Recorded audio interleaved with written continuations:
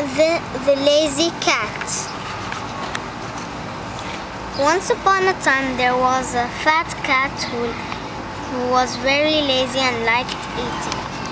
Then one day the cat's mom called the lazy cat to have lunch, but the lazy cat didn't listen to his mom.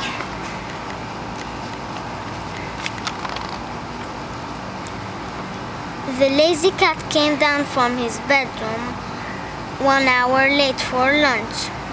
The mom cat said there's no more food left. The lazy cat died because he had no more food left until the day after tomorrow. The mom cat caught a few mice but let some mice go because his son, the lazy cat, had died. Thank you for reading. The end.